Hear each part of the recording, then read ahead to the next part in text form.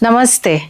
Welcome to Namaste Hospitality, a podcast that celebrates entrepreneurs, visionaries, and change makers in the hospitality space. Today we have with us a very special guest. He is the fourth generation leader of the iconic Chitale Group, Mr. Indraneel Chitale, a managing partner who helped transform the brand into a worldwide all-platform powerhouse. Today, the Chitale Group has about 90 stores and kiosks across 10 states in India. They also have a brand presence in about 65 countries across the globe. Indranil is an engineer, a Harvard alumnus, a business leader, an investor, a mentor, and someone with a fascinating mix of passions, from powerlifting to motorcycling to music. Welcome to our podcast. It's such a pleasure to have you here. Oh, likewise, I think the pleasure is mine and happy to be here. So let's start with where Chitales came from. We as Punekars have so many memories attached. Every time we had festivities and festivals at home, it wouldn't be complete without a Chitale, mithai and snacks. So what are your childhood memories? So I'll answer both the questions. Yes. I think, and that way, Chitales actually, we originate from a village called Limbu in Satara. Okay. And that's where my great grandfather used to run a business prior to the Chitale business that started. Right. So he was a cattle farmer there and he used to run a dairy business there, which was a local business. Right. But unfortunately, due to some calamity or the other, he had to shut that business off and relocate. Okay. So by just fate, he ended up meeting a person in a railway who told him that, why don't you go see this village called Bhilaudi, which is in the banks of the Krishna River, and which could be a good place for you to restart your life. Okay. So with nothing to lose, he actually ended up going there, and that is where he ended up setting the base, which continues to be our start of where the Chitale empire grew. So the Chitale dairy business still operates from there. Okay. And that way, the dairy business grew thanks to the British Railways at that time, where we used to make dairy products, send it to Mumbai, and let other brands sell it as their own. Okay. So it was like a white labeled manufacturing for us. What we realized at that time was that it was very difficult to keep control in the market or see what was happening with the product. And very often, my great grandfather used to be cheated by the merchants in Mumbai. So that's when he realized that he needs eyes and ears on the ground. So he called his eldest son, my grandfather's elder brother, late Raghunath Rao Chitale, to come from Surat, where he was working in a mill, to keep an eye on the business in Mumbai. So because he came to Mumbai, my grandfather and his younger brother both moved there as well to finish their education, because they were still in school at that time. Right. So with that, they realized over a couple of years that possibly Mumbai is not a great market for milk products, because there is no repeat customer coming there, and the humidity used to spoil the product as well. So what could be a better market was when Pune actually came into the picture. And then they relocated to Pune because it was Oxford of the East. It was also the pensioners' paradise. So there was a good repeat customer there and a drier climate to Pune, to Mumbai. So that's how Pune became a business place, say mid-40s. And it was only in 1950 that Chitale Bandhu as a brand was born. Right. I think since then the consequent generations joined. So eventually we grew from one store to two to say about 150 now. Right. Then we have a distribution business where we are now almost available pan-India through QCOM, modern trade, general trade business. We are exporting to every continent now. Okay. And we also do a lot of work which is closely with the government in terms of how the child and the nutrition part of it is taken care by. So that way, that's how the four business arms of the business are. And I think growing up, I was fortunate that I got to see this transition in front of me. Right. Because I think the big explosion happened after the Indian economy liberalized, which was in the early 90s. Yeah. And that was just after I was born. So that way, I think the big reforms that the country enabled also enabled entrepreneurs to grow. I think the Chitale family was wise enough to utilize that well. Right. And they built up a great foundation which we were able to utilize. And I think the culture part of what not to do, how to deal with people, how to grasp the Chitale way of working was something that I have fond memories of, because I saw it through my grandparents, I saw it to my father, my uncle, and the conversations were very often at that time on the dining table and not at the conference room. So I think a lot of grasping used to happen, which eventually over a period of time I am realizing has been a great source of motivation and knowledge of how to run the business. Right. So I think that's where I am today. Yeah, that's fantastic. You spoke about the principles and the ethos and the ethical ways of doing business that you learned from your forefathers. Now, in this dynamic world of business, which is so very different from the olden times, what part of the legacy are you carrying forward and which is helping you as you grow? So I think, see, what we've been able to distill very well as an organization is the values that the organization stands for. Right. Because the products are going to keep evolving, the marketplaces are going to keep evolving, the customer is also going to evolve, and there is a new generation of customer who's going to come. Correct. So amidst all of this, what is it that the customer will expect when a Chitale brand name goes on top? And what is it that could be different is something that we've defined very well. And in that is where I think the value comes in, that, Chitale is known for quality. So how do we do quality products? Right. Because my great grandfather once told my grandfather that, the day you want to start adding milk to water to milk, you should stop doing the business. Right. So if that is the idea of how we want to do business, then we need to deliver that at every gram that we are manufacturing. So how do we do that is where I think the value proposition comes in. And the second part is that, we want to see that how do we add joy to our consumers' occasion. So enabling that is where I think the vision of the company is now focused on. And I think the mission that we are following now is about, improving the nutrition for every gram we sell. So we want to incrementally keep improving everything that we sell so that there is value that is perpetually realized for our customer going forward. Yeah, very nice.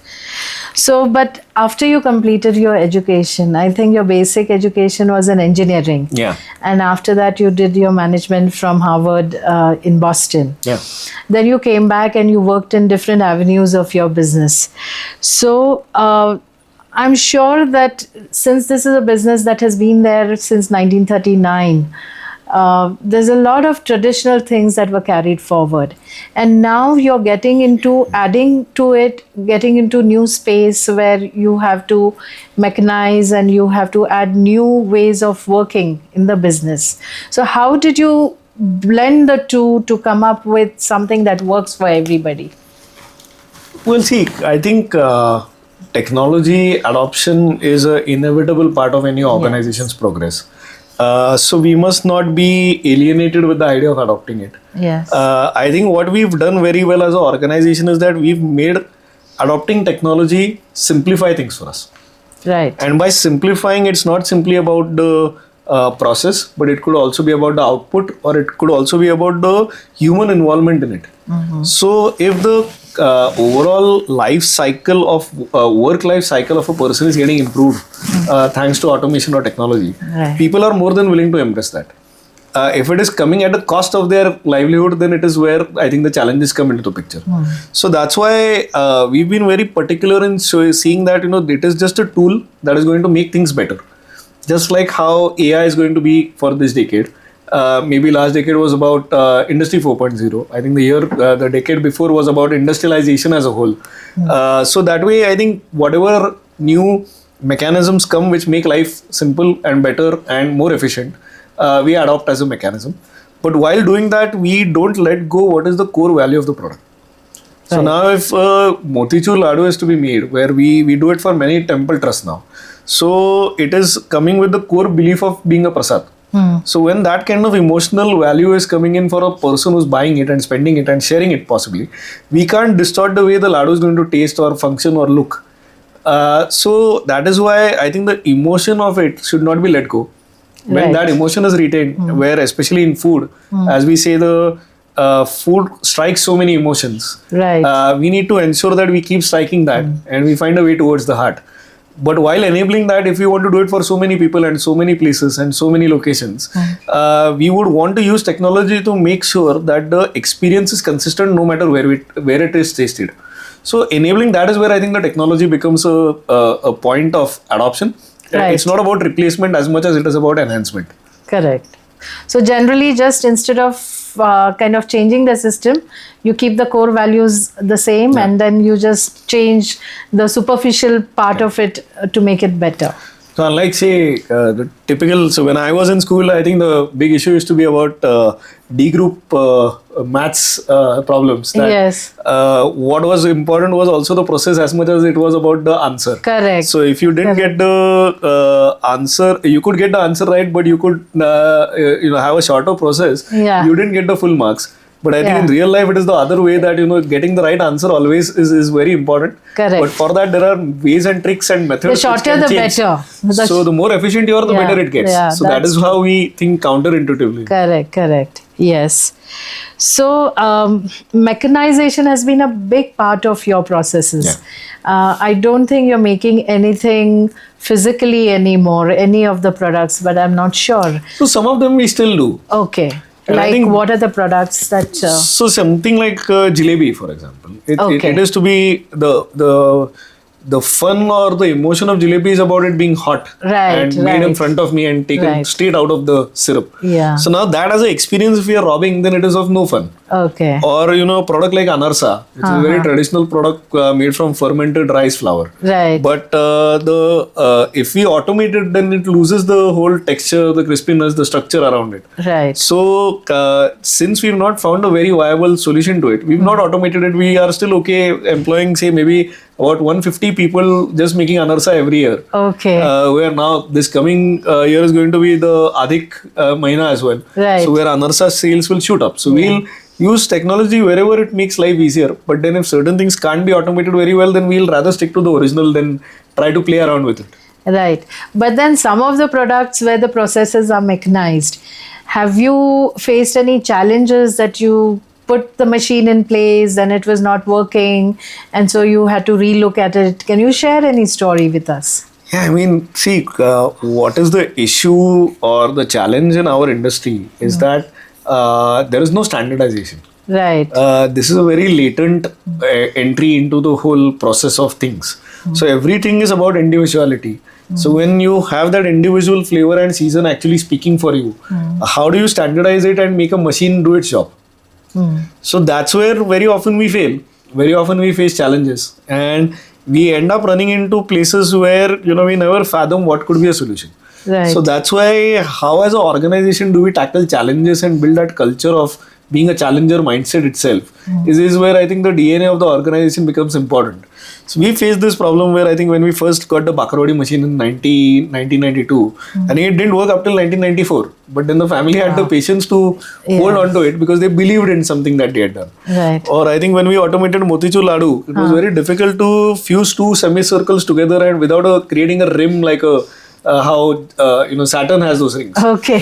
So because it wouldn't be accepted. So to solve that problem, we had to work around many solutions, including how we go into metallurgy, how we go into processing, how we go into the rubber molding part of it, play around with materials, so many other things.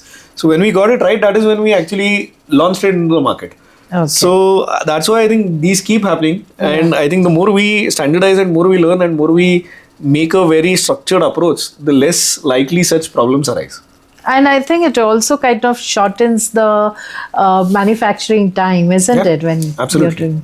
Okay, that's good. So when you look back the last 5 years that you've been with this business, you've actively participated and actually kind of given back or worked hard towards it. What are the 5 highlights that gave you a wow moment, if any of those? And in the next 5 years, where do you see yourself as a business? Sure. So I think one of the things was that we were looking at a organization point of view where the family believed that hard work was only long hours. So from that point, I think we as a family have transitioned into the idea that our hard work is more about seeing long term. Right. And getting execution right.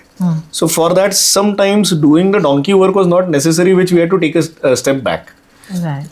Where that donkey work was being considered to be hard work or smart work, which was not necessarily true. So I think as a family, we've understood this very well. Where 3 generations who are still around in the business Right.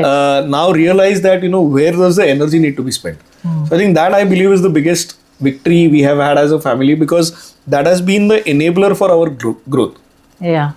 I think the second big thing is that, say 10 years ago, when we thought about packaging mithai and distributing it and creating availability across channels, the marketplace was not ready. Nobody was willing to accept that as a product category. The experience of buying mithai was always across the counter.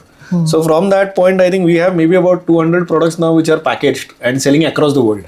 So we created a marketplace which did not existed. And I think many of the ecosystem around it also developed, where I think we are one of the highest sale partners for so many of these e-commerce apps in certain geographies. Oh, fantastic. So I think we were able to create a future ready avenue for ourselves because we adopted technology very well.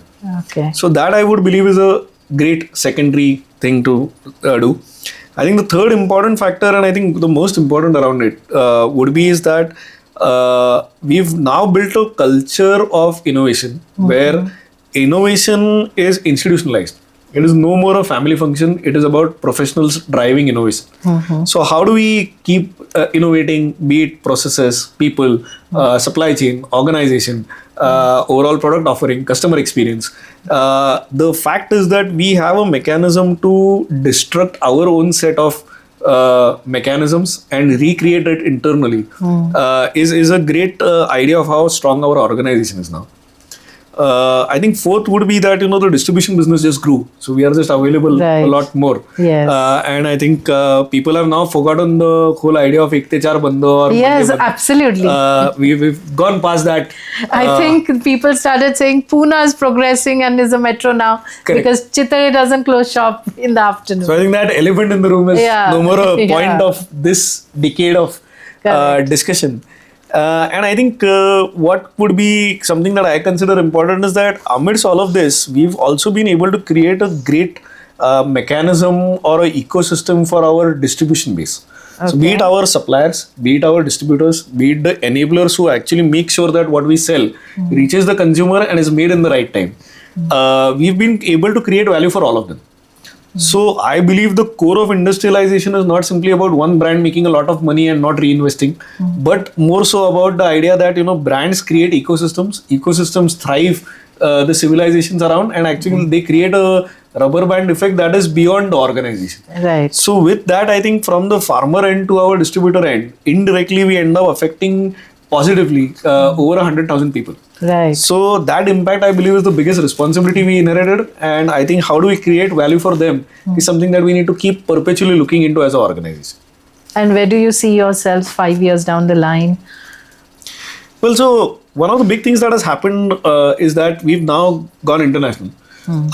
We are now present in 3 different countries ourselves as a subsidiary company. Okay. So technically when it becomes 5, that is when you can call yourself a multinational. Right. So we want to be that. Okay. We want to be an Indian multinational making Indian products, but we are making products which are a lot more globally consumed. Correct. So one of the big victory that we've had this year is about our availability in the supermarket network abroad.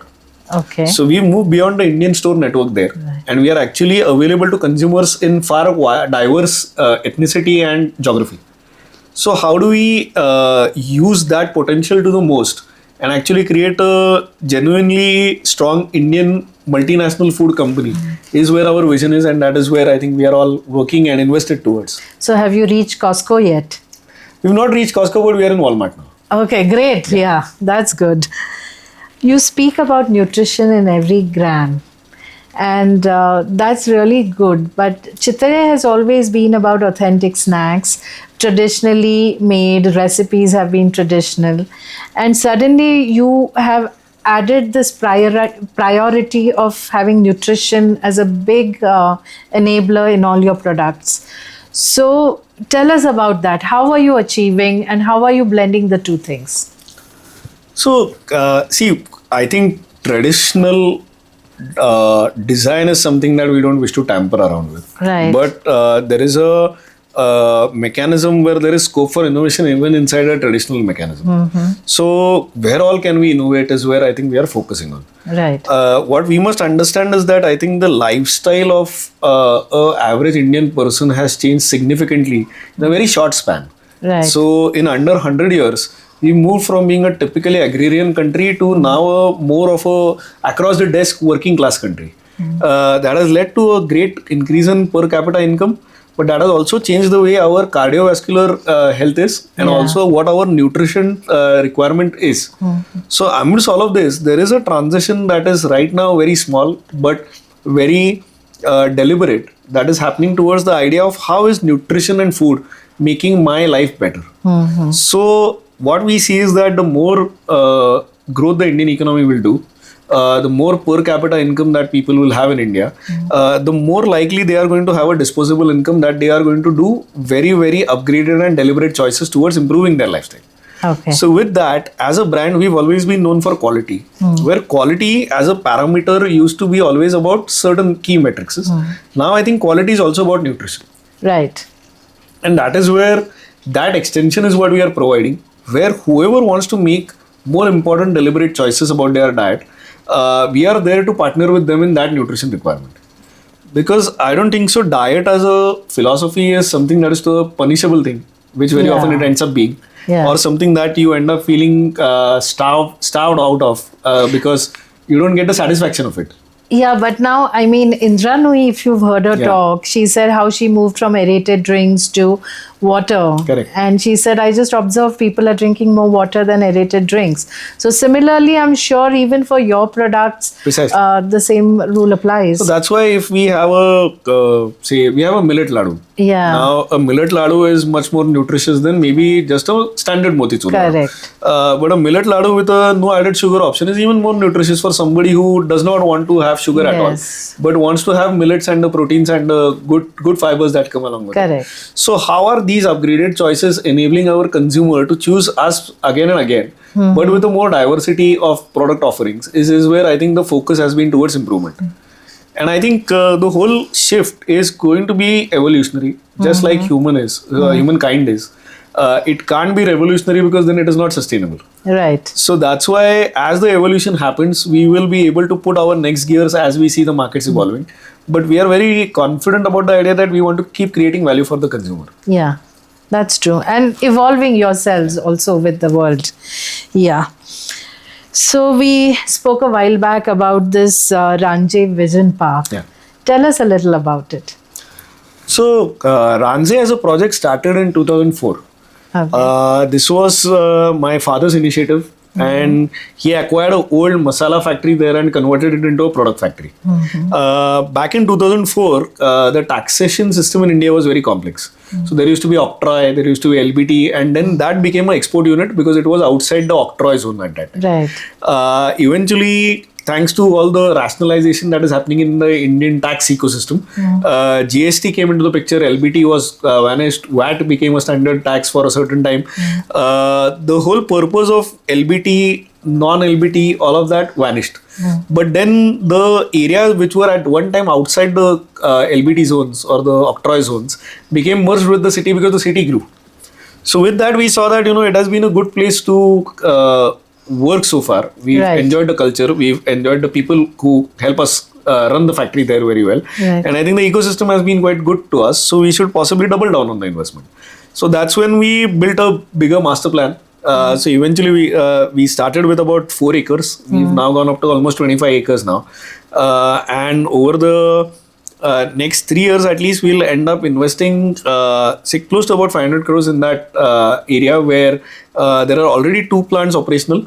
And there will be 2 more operational, plus a master warehouse which is going to make sure the supply chain for the entire country is taken care of. Okay. So that's why this has been a mega project for us at Chitale Bandhu. And with that, we've been able to create employment for almost about 2,000 people there. Right. And it's a state-of-art facility where there is a seamless merging of technology, automation, as well as people, with quality standards that are at par or sometimes better than many of the best global benchmarks for it. And what we believe is that with food, especially with more of it getting packaged, transparency is going to be the key towards retaining customers. Correct. So the whole plants have been designed with the idea where we have weaving galleries, we have walk-through areas, we have experience centers there. And the idea is that we want consumers to come there without a notice, see whatever we are up to, see the transparency, see what we are building, and that way have that confidence in the brand that no matter what we end up selling a few years later, it is coming with the same principle of how it is made. Correct. So that's why selling the brand is now going to be a lot more important factor than just selling a product. Yes. And that is what we intend to do with this experience. So when are you planning to start this?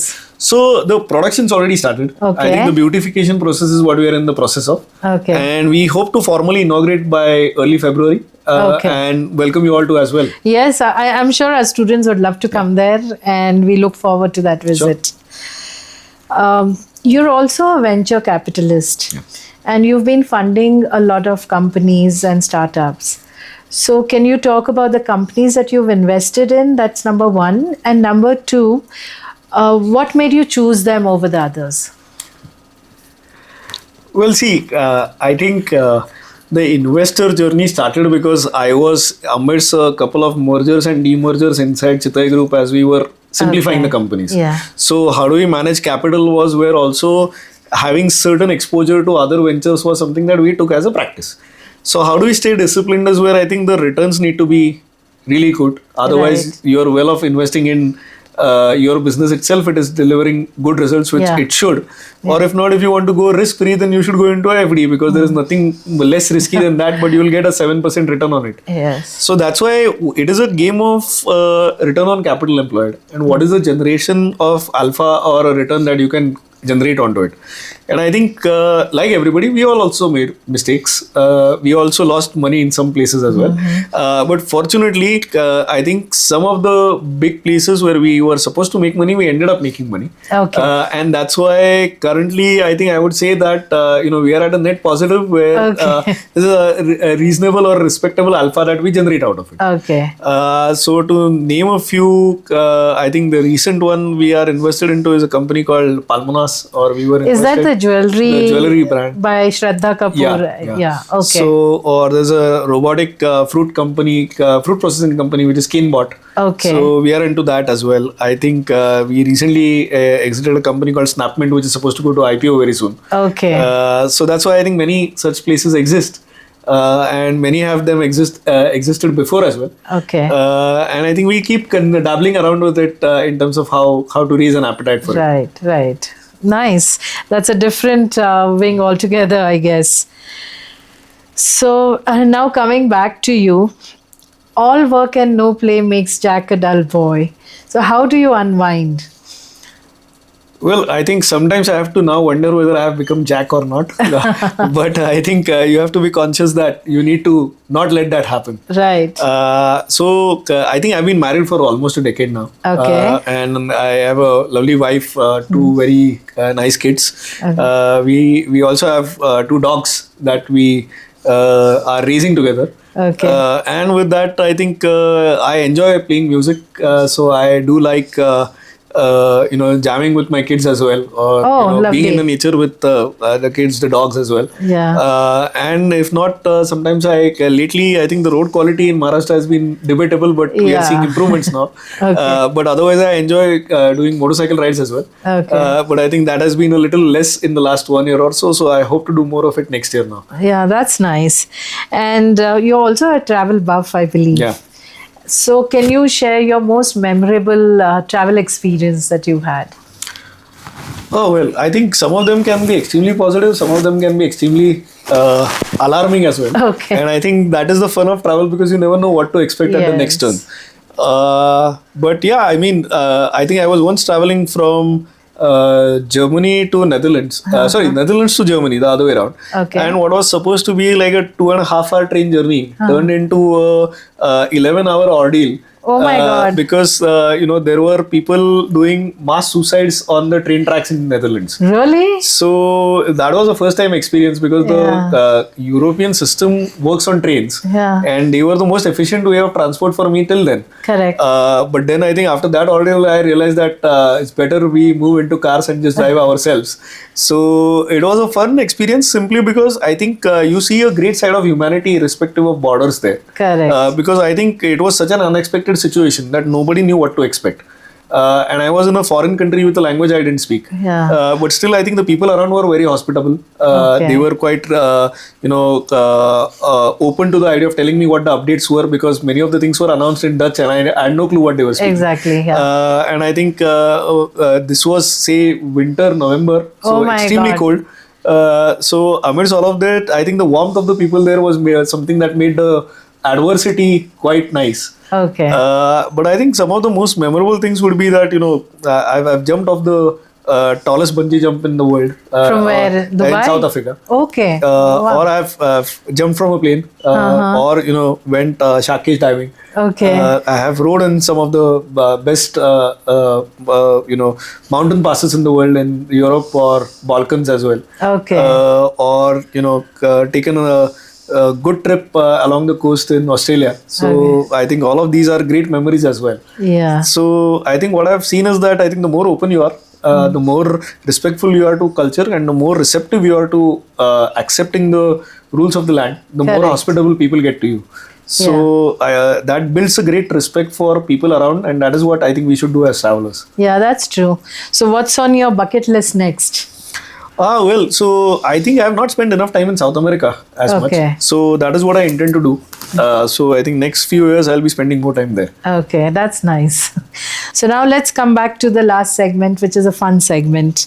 So just one word or a couple of words here and there. Sure. Your favorite product from the Chitale range? I think rasgullas. Oh, really? Yeah. Okay. And your favorite cuisine? My favorite cuisine. Oh. Well, I think it's a mix between Japanese and Italian. Okay. And favorite restaurant in Pune? Favorite restaurant in Pune? Well, I think there's a very nice place called Loco Otro Of course. that I genuinely Of like. course, of I think course. Siddharth is a good friend, but I genuinely enjoy eating there. Siddharth is a good friend too, and I stay very close. So for me, that's the go-to place as well. Okay, a favorite music band or artist that? So Led Zeppelin, Okay. for sure. Okay. I think when it comes to band as a whole. Okay. But then I think I equally enjoy Indian classical. So I have a very eclectic taste of it. So it depends on the mood that I am in. So do you do Savai Gandharva and I all do. that? I do. You do. And I'm looking forward to this year because I think there are a lot of young artists who I follow online who are going to be performing there. So Yeah, I'm but with rather the eager. Indigo crisis, I'm not sure how many will be able to come I'm here. sure but they'll figure out. Yeah, they'll by figure the- out. by I the time guess. it happens. Yes, true. So what's your favorite sport? Oh. Well, I think now it's safe to say it's cricket. Not that I play very well, but then it's something I genuinely enjoy. So my next question actually was your sports icon, but we know the answer. So, I mean, you can't really let go of it, but then I would say my sports icon was more of Michael Schumacher. Okay. Simply because just the way he was as a personality. Okay. And I genuinely enjoyed F1 when he was there. Okay. Yeah, I think last time somebody told me that you loved F1 and okay. But Sachin Tendulkar has been your brand ambassador for Chitale. So what's it like having him over on your brand? Well, I think it's a great reassuring factor to see that somebody of his stature actually endorses our brand. Correct. And with that, I think the more we've got to know each other, it's just endearing to see how great he is as a personality as well. Yes. So he takes genuine interest in the brand. He's quite curious about what all is happening. He takes updates on what new and what better we can do around it as well. Okay. And I think he's taken an ownership which is so personal. Right. That it has been really rewarding for us to be working with him, and we look forward to a continued association. And what's his favorite product from your range? He loves Bakarodi. Yeah, of course. A favorite movie that you don't mind seeing multiple times? Well, I think I'm a big fan of Christopher Nolan. Okay. So his Batman trilogy is something that I genuinely enjoy watching because I think it's a really intense movie. Okay. But another movie that I really like seeing is a movie called Argo. Okay. So it is a movie about a spy who extracts people trapped in Iran when the American crisis happens. So it's a very interesting movie. Okay. And I think the other movie that I genuinely like is the movie called The Big Short. Okay. It is a movie on finance, and it is about the 2008 Lehman crisis. I think I was fortunate enough to see many things just after it as a student. So seeing all of it live happen there is always a nice example. Right. I mean, that's not my cup of Genre. tea. Yeah, it's not my genre. But I did see the 90 Minutes at Antibes. Have you seen that movie? Which movie? 90 Minutes at Antibes. No, I have not seen it. You must see it. So that's on a real story. So, and finally, we would like you to give a message to our students. Oh, sure. So, first of all, I think it is a privilege to be speaking to all of them. And I think it is a great privilege for them to be studying in such a transparent, open, and receptive environment like this college. So, I think they should make the most of it and be fearless about experimenting many things because I think the potential lies in us letting go of inhibitions and actually trying and showcasing what we can do. Right. So they possess the unique ability to create so many things and reach people's heart. So they should go full Monty on it and try and see that, how do we build a food diplomacy of India very well, because they are the enablers of it. I know. And it's a very kind of a happy medium for everybody concerned. So Indraneel, thank you so much for being It's my here. pleasure. And I'm sure our students are going to enjoy this podcast. I hope so. Thank you. Thank you.